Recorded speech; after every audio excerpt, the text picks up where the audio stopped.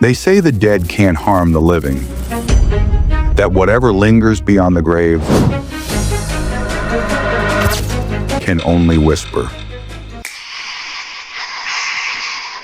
But in one quiet Tennessee farmhouse, the whispers grew louder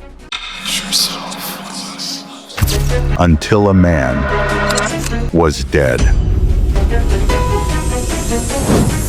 This is the story of the Bell Witch,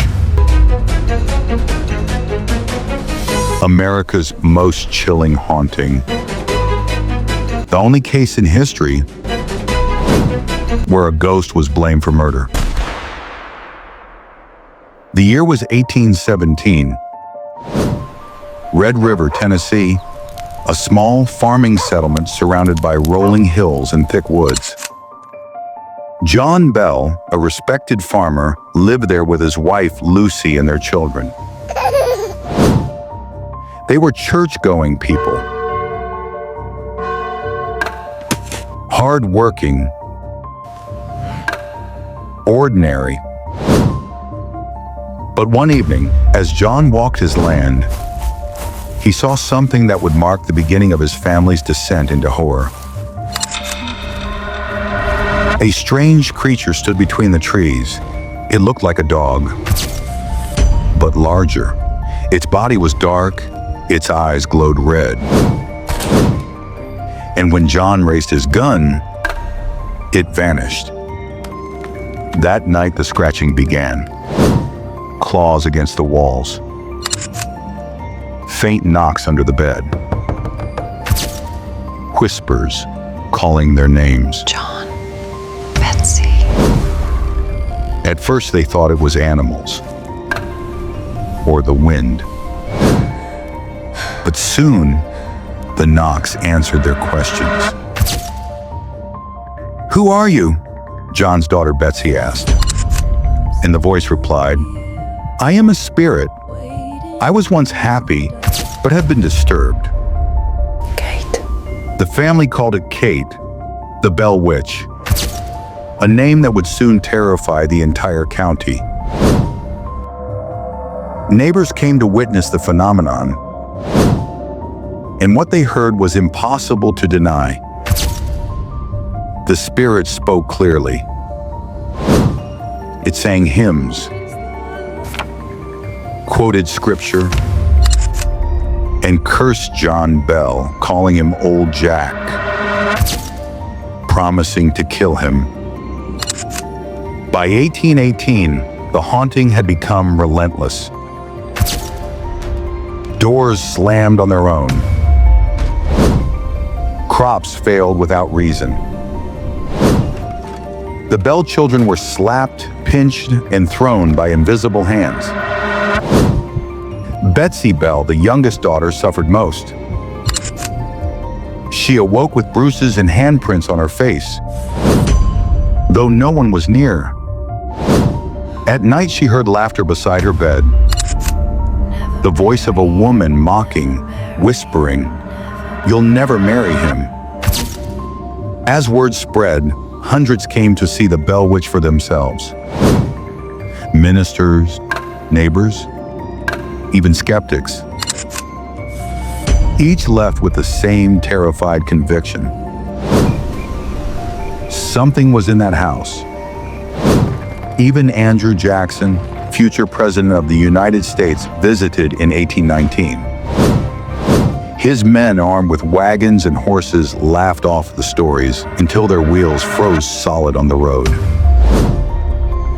Jackson reportedly said, "By the eternal, boys, it's the witch." They camped nearby that night. And before dawn, one soldier screamed, claiming he was struck by unseen hands. By morning, Jackson and his men had fled. Over the next years, John Bell's health began to deteriorate.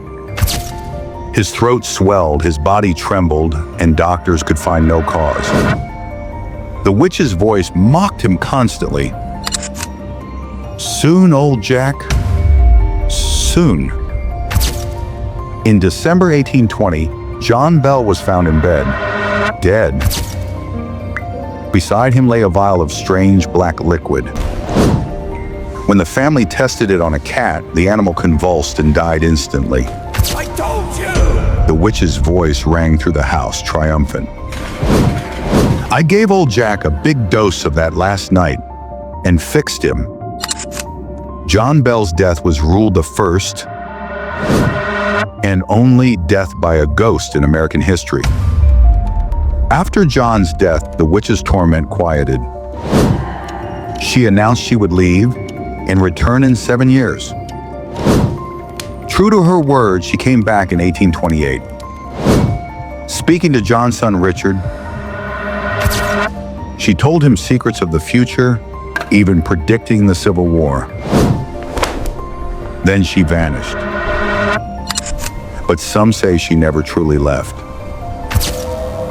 Locals still report lights flickering in the fields, voices echoing through the trees, animals refusing to cross the old Bell property.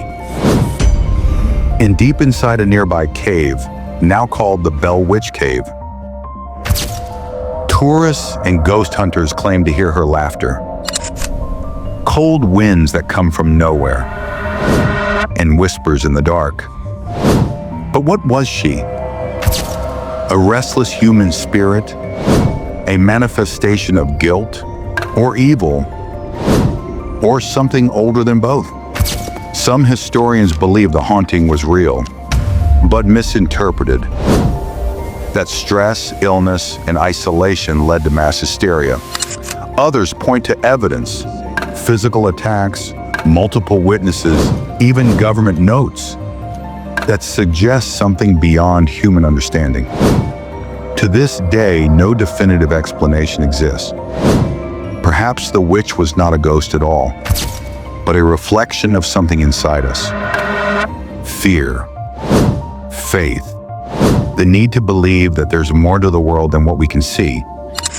Because if one haunting can kill a man, what else might be waiting, unseen, just beyond the veil? The Bell Witch Curse.